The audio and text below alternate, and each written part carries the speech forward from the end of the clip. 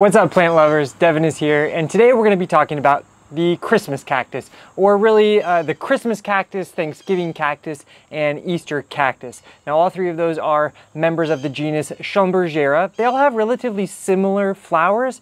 They all look pretty similar. However, they can be each differentiated and identified by the structure of their stems. Yes, these look like leaves, but they are in fact flattened stemmed. So if you're growing either of those three, this video is all about how to grow the nicest, healthiest plants, and then we're going to talk about how to induce them to flower so that you can have the maximum floral display at exactly the time that you want. All right, so let's get into it. Now, the genus Schlumbergera comes from the mountains of southeast Brazil in areas that are a tropical rainforest area about 2,000 to 9,000 feet above sea level. Now, in those areas, these plants grow as epiphytic plants in the nooks of trees and rocks, and as understory plants under the canopy of larger trees. Now, that gives us some clues and context as to what we need to provide these to have the very best growth. First and foremost, as an epiphytic plant, they do not grow in large chunks of soil in the earth, but rather they have very small confined areas where their roots grow. So that cue means that we need to keep our Christmas cactus in quite small containers. Now you can see this beautiful plant right here, quite large for this size container.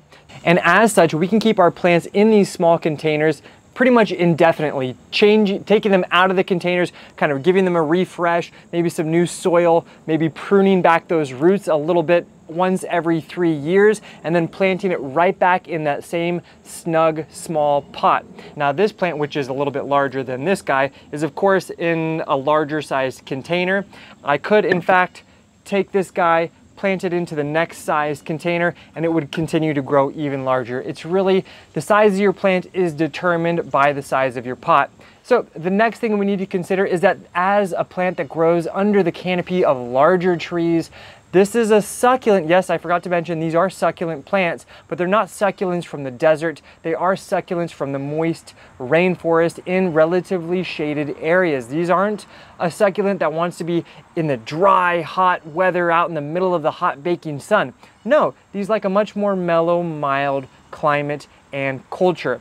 So that is going to give us a clue as to where we should be growing these, both indoors and outdoors. So indoors, if you're in the northern hemisphere, we like to put them in an eastern or western, even a northern facing window. That's going to provide enough sunlight, provided that they are pretty near that window. So a nice bright location indoors is perfect. They don't need to be right in that bright southern facing window or under a bunch of grow lights. Now, as we grow our Christmas cactus outside in the summertime, which I absolutely recommend, we can grow them in an area of the home that gets morning sunlight, nothing more. So right around the time when the night times are above 45 degrees, that's our cue to put our Christmas cactus outdoors. And we're gonna leave them outside all the way until the autumn time, when those nighttime temperatures start to go dip back down to like 40-45 degrees Fahrenheit. And while they're outside, keeping them in a nice, mostly shaded area is going to be perfect. I keep mine in this covered nook on the north side of my house. It gets some morning sunlight, nothing else, and you can see just how happy these guys are. Now, the next thing that we want to consider is the type of soil medium that they are growing in. Because they do grow as epiphytic plants, we want to give them a very nice, quick draining mix. I use a bagged houseplant potting mix, and that will make up 50% of my blend, and then I'll blend in another 25% of perlite and another 25% of sphagnum moss. Now that's going to create a nice well-draining mix, but the sphagnum moss is also going to help retain a little bit of moisture.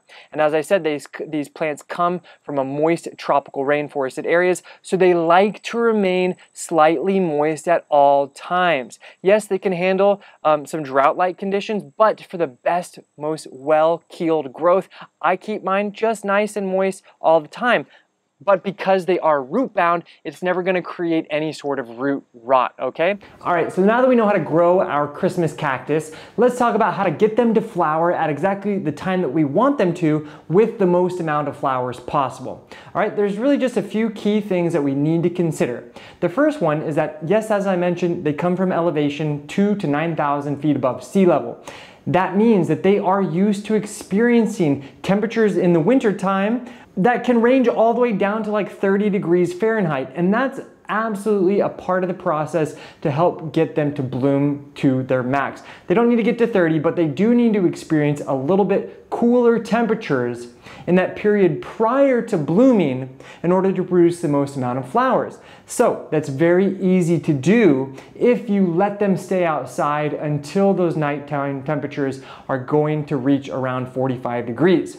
Now, if you're growing your plants indoors all year round, if you have a place inside your home that gets to like 55 or 60 degrees Fahrenheit, that is going to be a great location to put them in for about 6 to 8 weeks. Now, this 6 to 8 week time frame should coincide with the next part, which is they need to experience 12 to 14 hours of darkness for 6 to 8 weeks in order to initiate that bud formation. All right, so let's kind of do a little trip in our minds.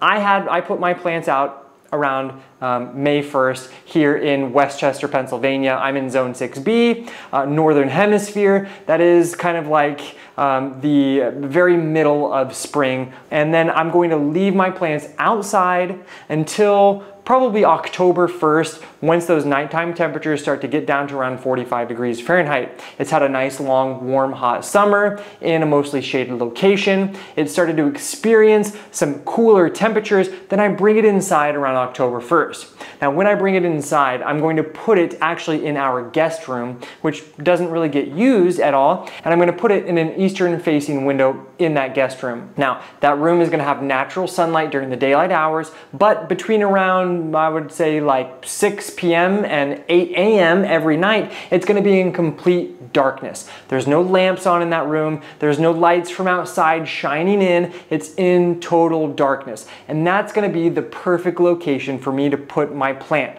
Now, if you don't have a location in your home that is totally devoid of light for a good 14-hour chunk of time every night for 6 to 8 weeks, what you can do, you can use a bag or even better, like an old box, and just take it and you can actually place it over your plant for 12 to 14 hours for 6 to 8 weeks. So put a little timer on your phone, on your watch, whatever. Every night, 6 p.m., you put the box on top. Every day, the next morning at 8 a.m., you take the box off. And that is going to help to induce the flower formation. Once that 6 to 8 week time period is over, we will no longer worry about using the box, and we'll put it maybe into our living room, into a nice, bright, well-lit location in the home where it would grow normally. And in that location, then it will start to produce the flowers that you've been waiting for. So, should you continue to water during that time? Absolutely. As I said, these plants like to remain relatively moist, so we're going to continue to water them as normally, monitoring them, touching their soil, making sure that they never get too dry for too long. So if you've ever grown Christmas cactus and you've had your flower buds drop before they finally open, there's really 3 key reasons why that might happen. The first one is if you let your plants get overly dry in that bud forming formation. You don't want to let your plants get too stressed out in terms of the dryness of their soil while they're producing those flowers. Make sure you monitor it with a nice root bound plant. You might be watering it once a week in the wintertime, and that's going to be absolutely perfect. The second thing is that as we bring our plants indoors in the wintertime, many times, we're opening cold doors out to the outdoors, or we have our vents blowing hot air. These plants, while they're producing their buds, do not want to be exposed to either cold drafts or warm drafts. Those can definitely make your plants drop their buds.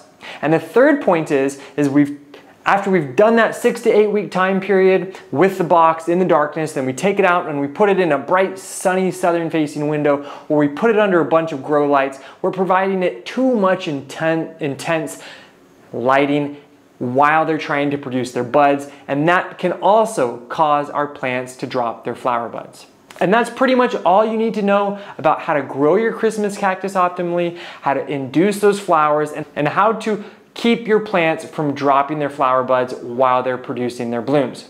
Now in my next video, I'm going to show you guys how to propagate these beautiful plants. So make sure you subscribe, click like if you did enjoy this video, and stick around because we're bringing new plant related content every single week. All right guys, I'll catch you later. Ciao.